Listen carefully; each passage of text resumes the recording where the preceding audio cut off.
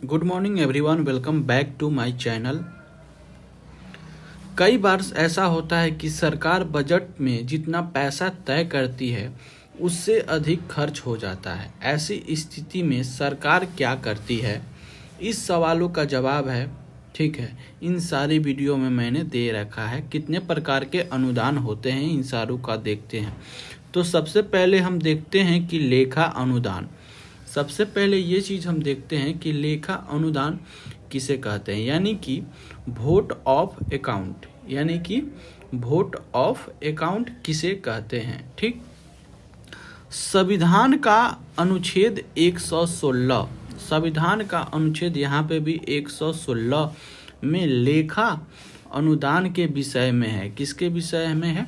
लेखा अनुदान के विषय में है। ठीक, जब भारत सरकार को कुछ समय के लिए कुछ महीनों के लिए धन की आवश्यकता होती है, कुछ समय के लिए कुछ महीनों के लिए धन की आवश्यकता होती है, तो वह अंतरिम बजट लगाकर भारत की संचित निधि से यह धन संसद की मंजूरी से प्राप्त कर सकती है।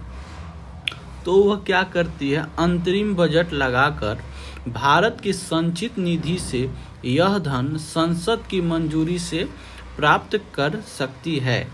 भारत की यहाँ पे भी संचित निधि से ये देखिए धन पर को प्राप्त कर रहा है संसद की मंजूरी के बाद। ठीक, आपको लेखा अनुदान समझ में आया।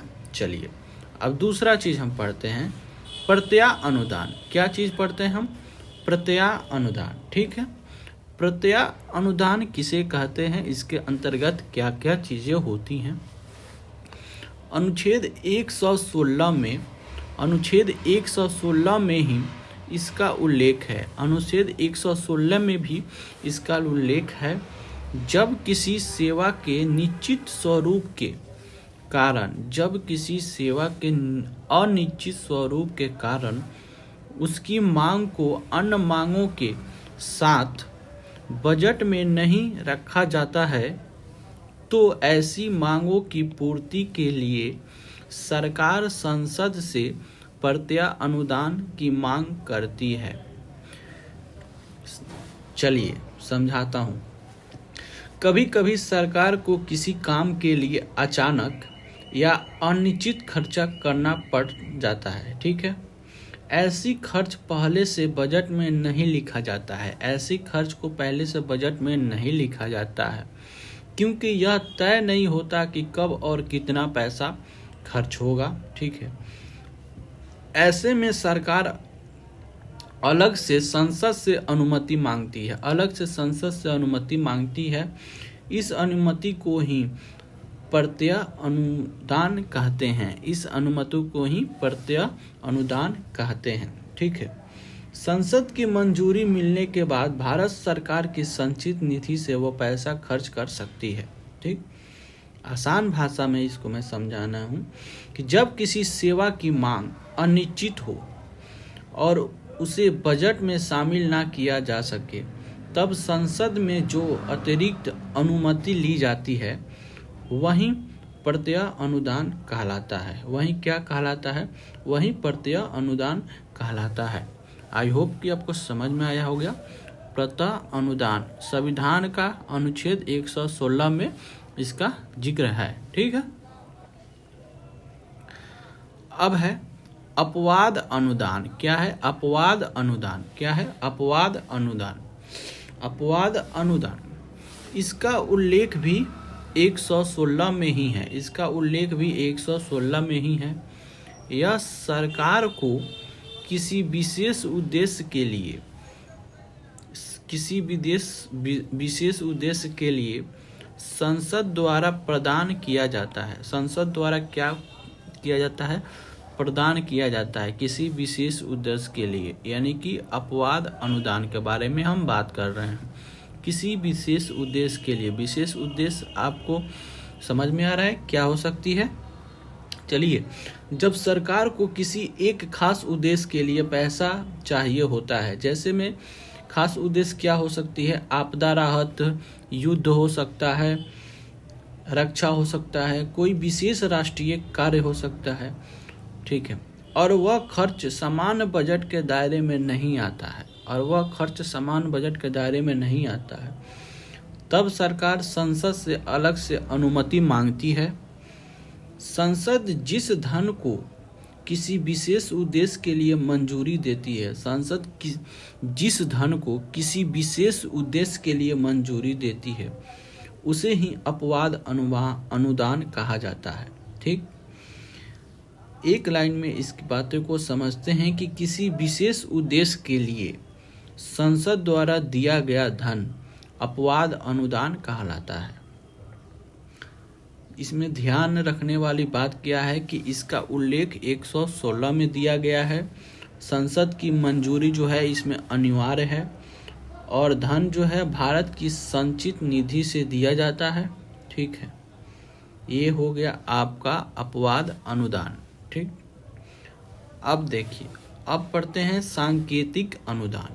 क्या बात करते हैं कि सांकेतिक अनुदान, बात करते हैं सांकेतिक अनुदान। इसका उल्लेख भी अनुच्छेद 116 में है। इसका उल्लेख भी यहाँ पे भी मैंने बता दिया 116, इसका उल्लेख भी 116 में है।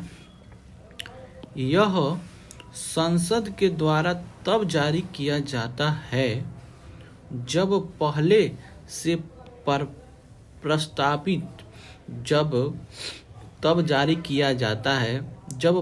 से प्रस्तावित किसी सेवा के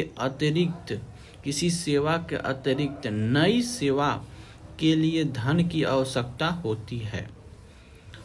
किसी सेवा के अतिरिक्त नई धन की आवश्यकता होती है, ठीक है। चलिए इसे समझते हैं।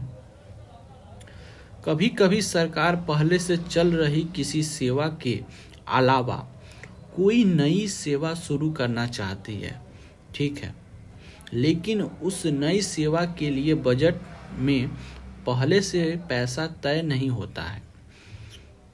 ऐसे में सरकार संसद से प्रतिक्रियात्मक यानी कि नाम मात्र का धन की अनुमति लेती है, ठीक। इसी प्रतिक्रियात्मक धन को क्या कहते हैं? सांकेतिक अनुदान कहते हैं, ठीक है।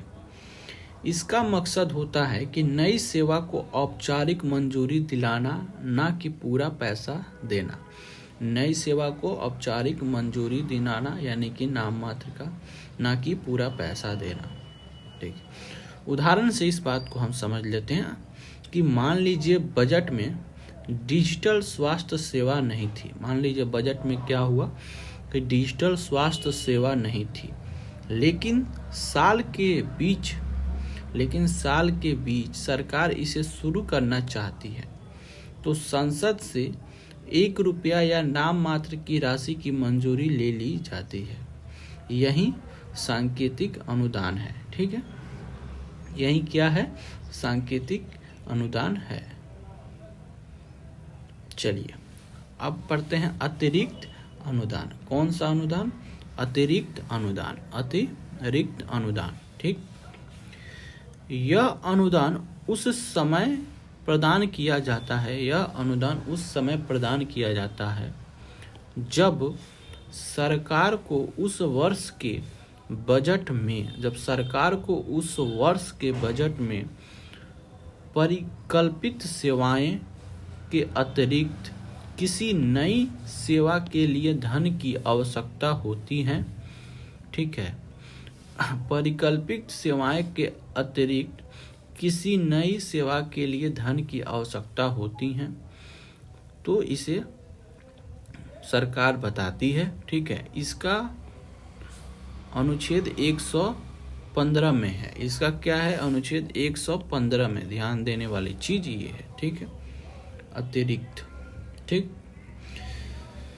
चलिए, सरकार जब साल का बजट बनाती है तो कुछ सेवाओं के लिए पैसा तय कर देती है, लेकिन कभी कभी उसी साल के अंदर बजट में सोची गई सेवाओं के अलावा कोई नई सेवा शुरू करनी पड़ जाती है।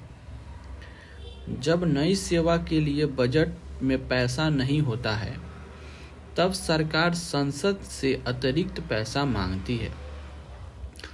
संसद जिस अतिरिक्त धन को मंजूरी देता है उसे ही अतिरिक्त अनुदान कहा जाता है। उदाहरण से समझते हैं इस बात को कि मान लीजिए बजट में नया मेडिकल कॉलेज योजना नहीं थी, ठीक है, लेकिन साल के बीच इसकी ज़रूरत पड़ गई तो संसद से जो अतिरिक्त पैसा लिया जाएगा वही अतिरिक्त अनुदान है। ठीक, एक लाइन में याद करने वाली चीज़ इसकी ये है कि वर्ष के बजट में शामिल सेवाओं के अतिरिक्त नई सेवा के लिए संसद द्वारा दिया गया धन अतिरिक्त अनुदान कहलाता है। ठीक,